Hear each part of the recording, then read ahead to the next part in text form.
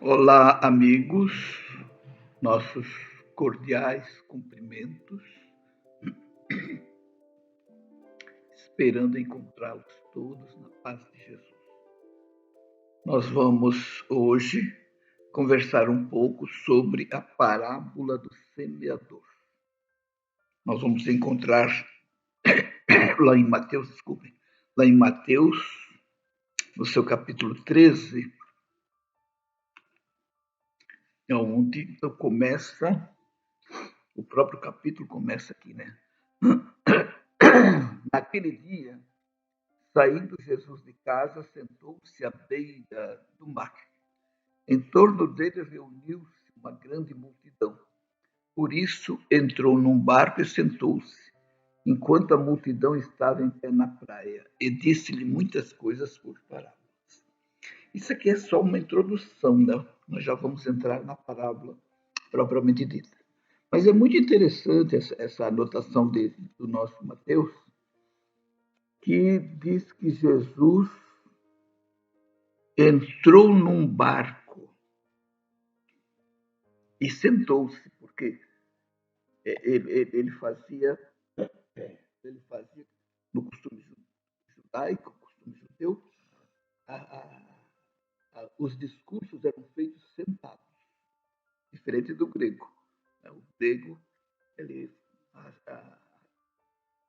os discursos, as palestras, né, eram sempre de pé.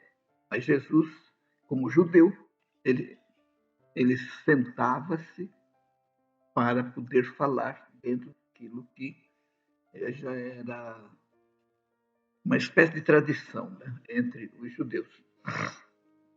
Mas o que me chama a atenção aqui nessa introdução é que disse assim: por isso entrou num barco, sentou-se, etc, etc. Jesus entrou no barco, quer dizer, é a pergunta que a gente pode fazer para nós mesmos. Será que nós estamos na condição daqueles que ficaram na praia apenas ouvindo? Ou já entramos no barco de Jesus? Então, isso é uma reflexão assim particular, cada um faz a sua, né? Não, isso não precisa ser confessado para outro irmão, não é nada disso. São reflexões que nós precisamos fazer para ver em que barco nós estamos navegando, né? O barco de Jesus é aquele barco da paz, né? É aquele barco da harmonia, é um barco luminoso, fraterno. Esse é o barco de Jesus. Então fica o convite nessa introdução do nosso estudo de hoje, né? E em seguida ele vai dizer, né?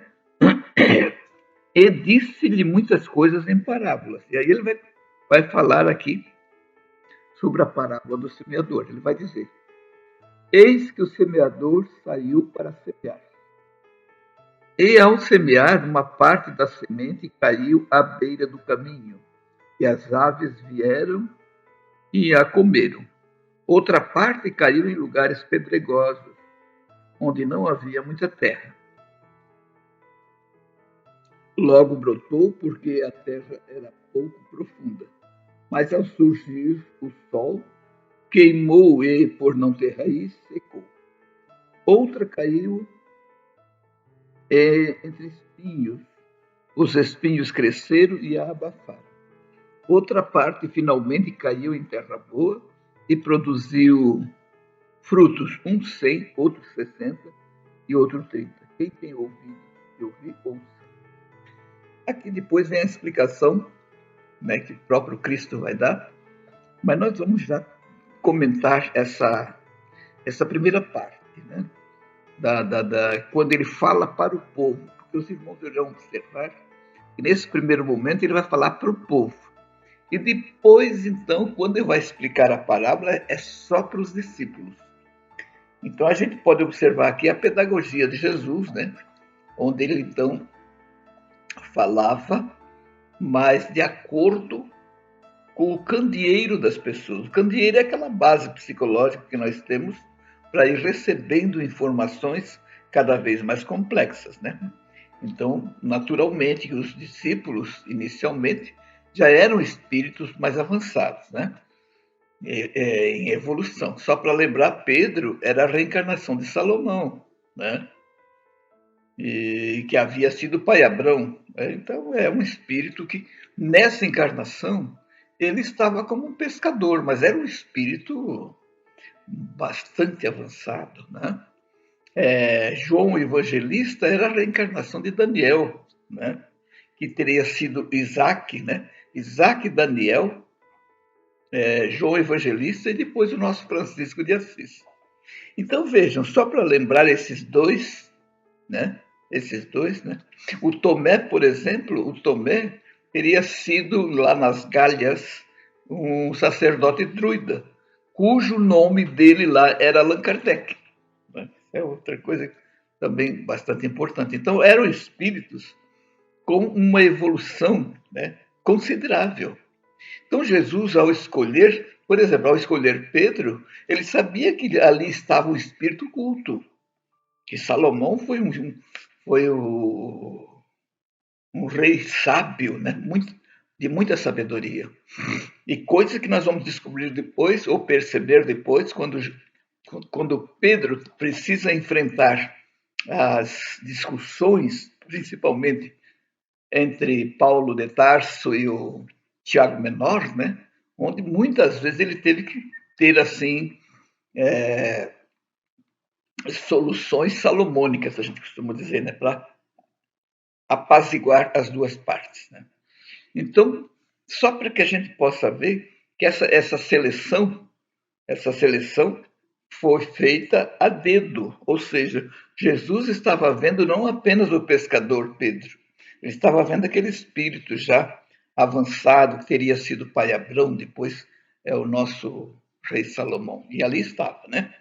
O nosso João Evangelista, né?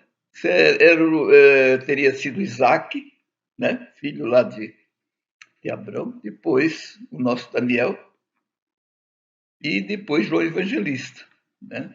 Que foi aquele que recebeu o Apocalipse, né? Na ilha de Patmos. E nós vamos observar que se ao nós lermos o Apocalipse e lermos o livro de Daniel, nós vamos ver que os dois têm mensagens apocalípticas. Daniel já falava também de tudo aquilo que está ali, daquelas previsões que João faz. Daniel também, porque o espírito é o mesmo, na verdade, ele só estava agora numa personalidade diferente. Né? Mas então, na verdade, então, essa fala de Jesus, inicialmente, desculpe, essa fala de Jesus vai se referir aos diversos solos. Né? São solos que nós vamos observar, né? Onde que podemos fazer várias interpretações. Que solos são esses? E o que são as sementes, né? Então a gente vai observar que os solos nós podemos considerar o mundo em si, mas eu pelo menos prefiro observar o terreno do coração dos homens. Né? Então esse solo emotivo, esse solo do coração, é que vai ser o receptáculo das sementes que nós vamos passar. Ou seja, aquele que quiser trabalhar para Jesus, aquele que quiser auxiliá-lo na evangelização, né, irá incorporar, inicialmente temos que incorporar os ensinos de Jesus, e depois fazermos as nossas semeaduras. Né? Então, isso vai demandar todo um desprendimento, todo um carinho pela tarefa, né? Porque é uma tarefa que Jesus confia a todos nós. E que também nós precisamos ver como vamos semear essas sementes. Né? Porque, olha só, nós podemos semear pela fala e nós poderemos semear pela amizade, nós podemos, né, semear pelo comportamento, que para mim é o principal, né? Do nosso cotidiano, como é que nós agimos com os nossos irmãos. Então, é um jeito de nós encararmos essa semente, que no fundo, a semente aqui, literalmente falando, são as lições do Evangelho. Aquelas lições são tudo sementes, mas que precisam ser semeadas. E aí nós vamos verificar aqui um aspecto bastante interessante. Porque vamos observar que ele vai semear em vários solos. Isso quer dizer o quê? Quer dizer que Jesus não olhou se tinha pedras, se tinha espinho, né? Ele semeou. Qual é a lição que temos que tirar? Que nós não devemos subestimar nosso próximo. Eu não vou falar porque ele não vai entender. É evidente que nós temos que saber o momento. Nós precisamos observar que momento nós podemos abordar esses assuntos, né? Agora, um deles que nós poderemos fazer em qualquer momento é o comportamento, né? Porque tem lugares, tem oportunidades que nós não vamos poder falar muitas vezes. E aí eu lembro de Francisco de Assis, né? O nosso Francisco de Assis, né? Ele vai dizer: ide pregai o evangelho, e se necessário usem palavras. Ou seja, ele está recomendando que a nossa principal semeadura nessa direção é o nosso comportamento. Não significa que devemos evitar a fala, não é isso. Mas tem momentos que é o silêncio, o respeito, não é o discurso, que muitas vezes a gente já vem com um discurso pronto, com um tipo de empatia intelectiva, mas o que interessa para nós, nesse sentido, é a empatia afetiva, onde que aquele discurso ele seja menos literário e mais afetivo, né? Para que a gente possa mandar energias salutares, né? Energias de paz para essa situação. Então, é uma das lições que nós vamos precisar observar, né? De formas que então nós vamos verificar,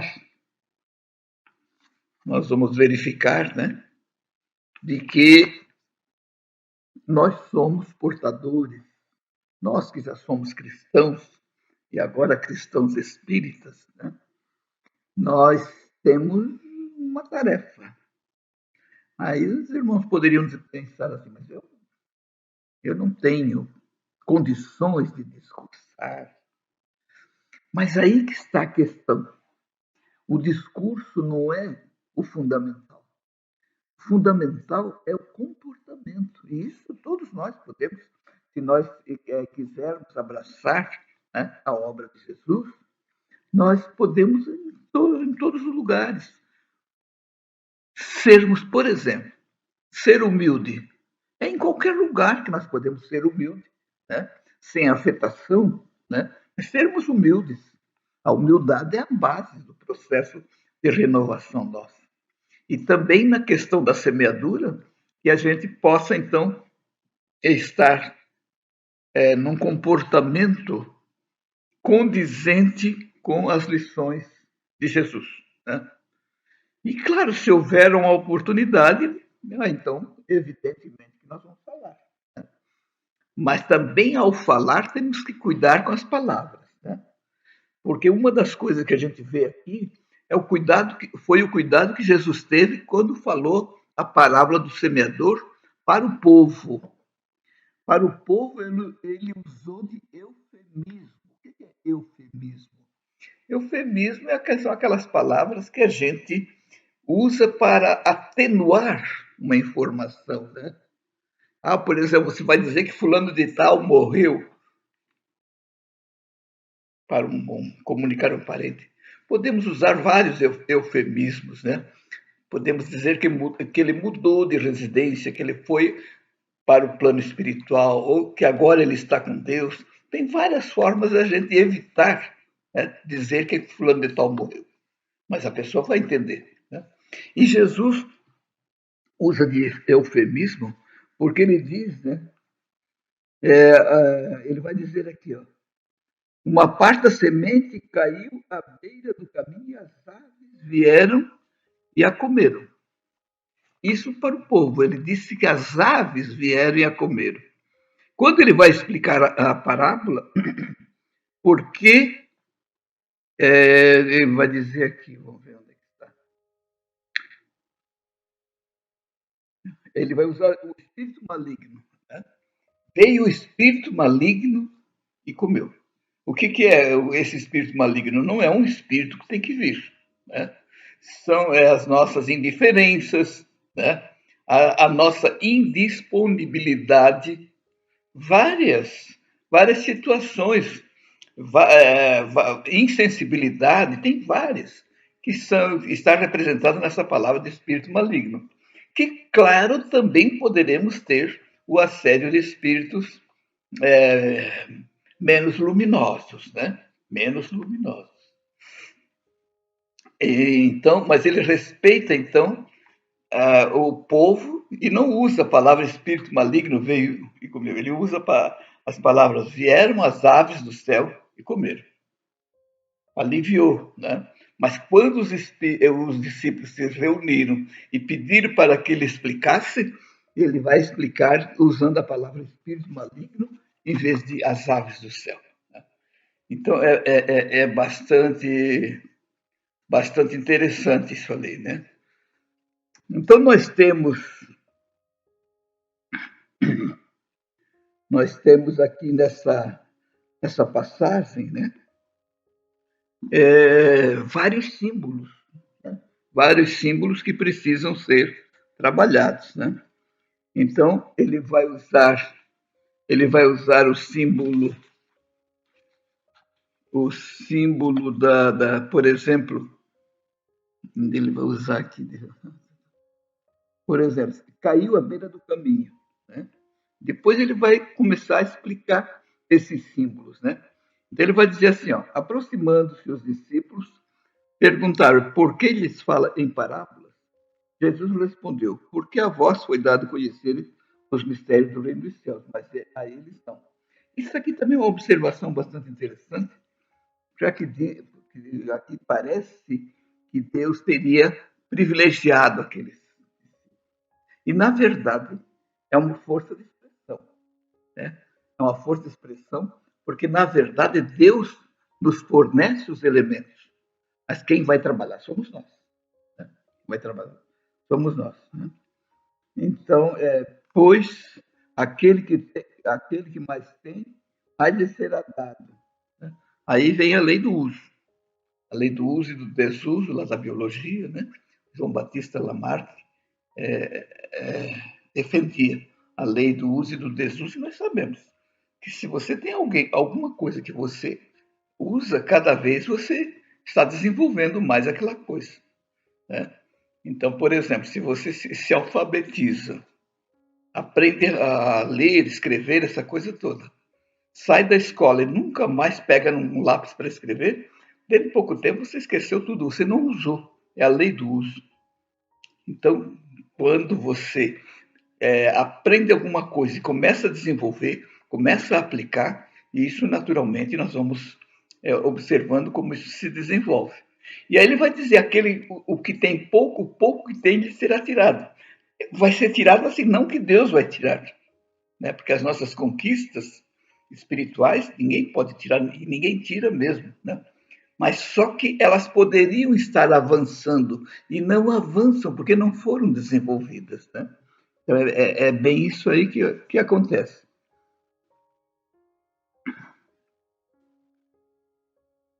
Ele vai dizer que esses símbolos, né, esses símbolos são para serem trabalhados. Né? ou seja, os chamados mistérios, que é muito falado, os mistérios, eles dizem, eles têm relação direta com a nossa cultura, direta. Porque a coisa é mistério até você aprender. Né? E ele vai dizer, no outro momento, conhecereis a verdade e a verdade vos libertará. Né? Então, a gente sabe disso e a questão é pôr em prática. Né? A questão é pôr em prática. Então, nós vamos ver aqui os elementos, né,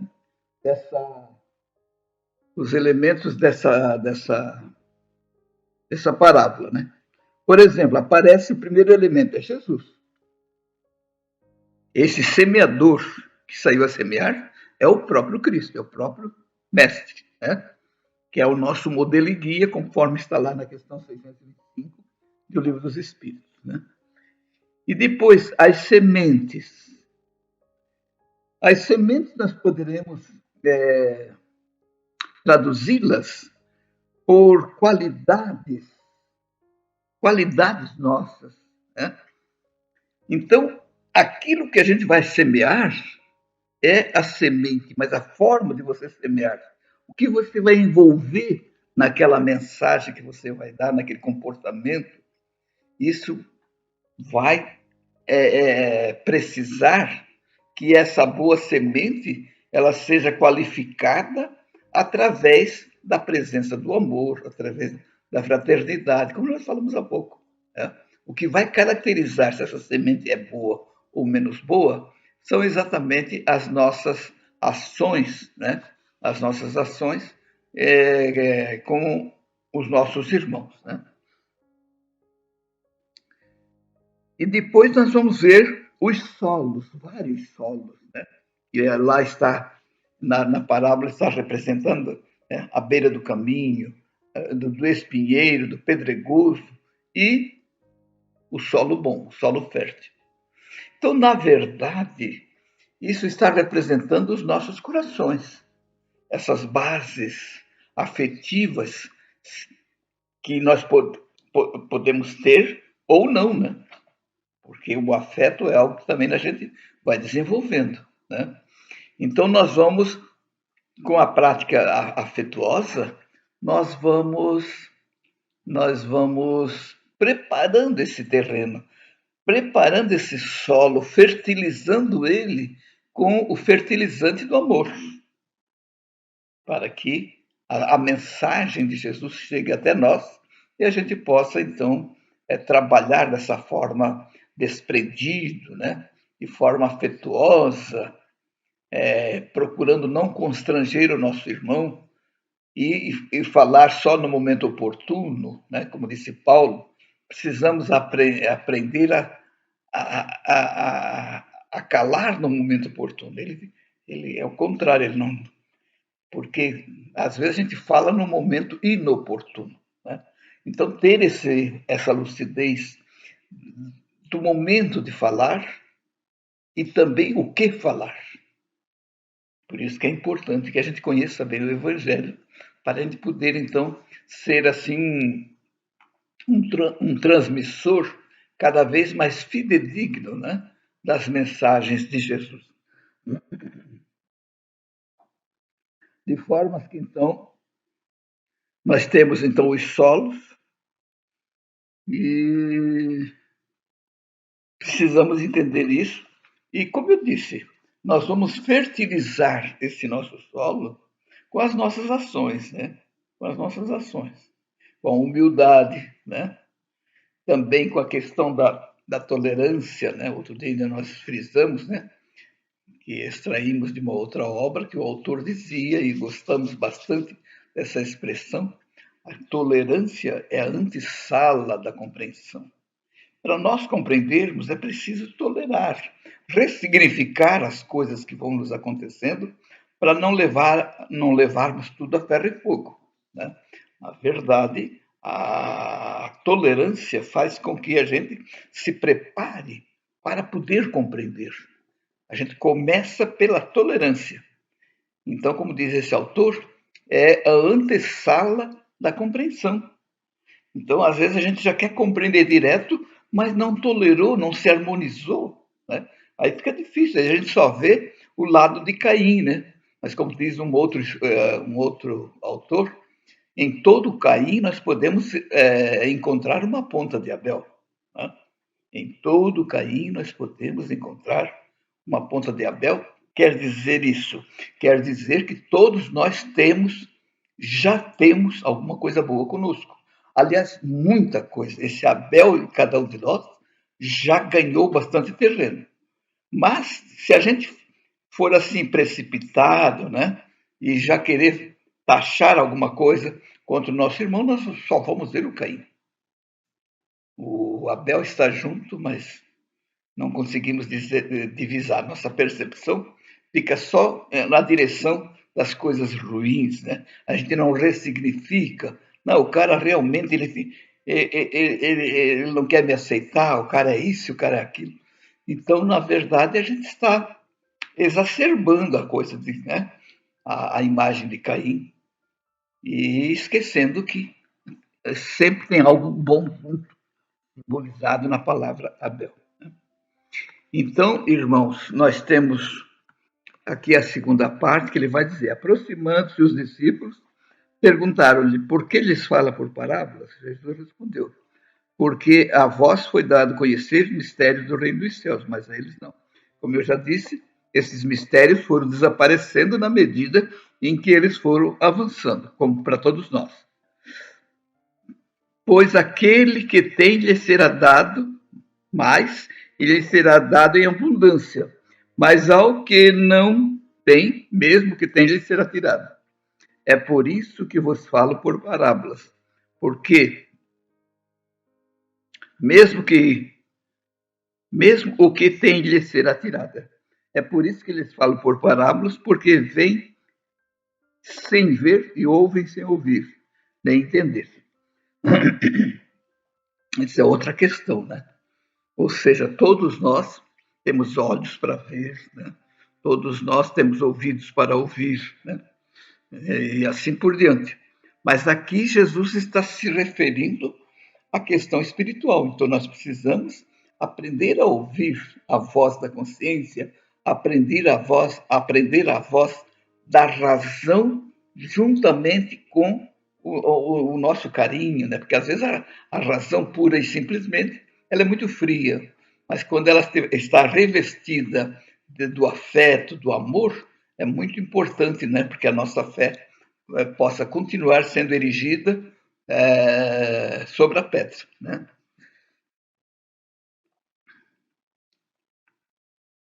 Então ele vai dizer, né? É neles que se cumpre a profecia de Isaías que diz: certamente a vez de ouvir e jamais entendereis. Então ele já vai se referindo aqui ao Velho Testamento, né? Quando Isaías, o profeta Isaías, falava acerca de muita coisa que Jesus viria falar depois. Então, Isaías foi um dos profetas bastante, eu diria assim, sintonizado com a missão de Jesus, né? Como depois a gente vai ver João Batista também bastante sintonizado. Então, nós vamos verificando a importância de nós estudarmos o Evangelho, né? Estudarmos o Evangelho no sentido de extrairmos da letra, da pura letra, a essência. Né? Porque Jesus, claro, ele teve que se valer de parábolas, de palavras, de vocabulário, né? Teve que se valer para poder passar uma mensagem. Agora, se a gente se prender na literalidade, ou seja, é mais fácil, né, um camelo passar pelo fundo de uma agulha do que um rico entrar no reino dos céus. Então, é uma coisa, como é que um camelo vai passar no fundo de uma agulha, mesmo sendo a palavra camelo na época um cabo de amarrar navio. Mas como é que vão botar um cabo daquele no fundo de uma agulha? Mas na visão de Jesus, nessa simbologia, seria mais fácil que acontecesse isso. Né? Então, na verdade, ele também não estava discriminando os ricos. Acontece que a riqueza, muitas vezes, embota os nossos sentimentos. O nosso afeto, né, a nossa sensibilidade passa a ser obliterada. É nesse sentido, porque o reino dos céus está dentro de nós e eu não quero me desfazer do orgulho, da vaidade. Então, esse solo nosso não foi trabalhado, não foi arroteado, né? Então, aí é onde tem a dificuldade, mas o reino dos céus é para todos nós, independentemente de grau social, de riqueza, de pobreza, de cultura, principalmente considerando que o reino está dentro de nós, né? Isso é bastante importante. Então, meus irmãos, vamos deixando por aqui a nossa fala, convidando a todos para podermos continuar estudando, vamos continuar estudando, e nós aqui periodicamente estaremos gravando alguma coisa do Evangelho, dando a nossa opinião, pedindo também que a espiritualidade nos dê assistência, como tem acontecido, e vamos continuar falando de Jesus, falando do Evangelho, nesses vídeos curtos. Assim, rogamos a Jesus bênçãos e paz para os irmãos e que possamos em breve nos reencontrar. Muita paz a todos.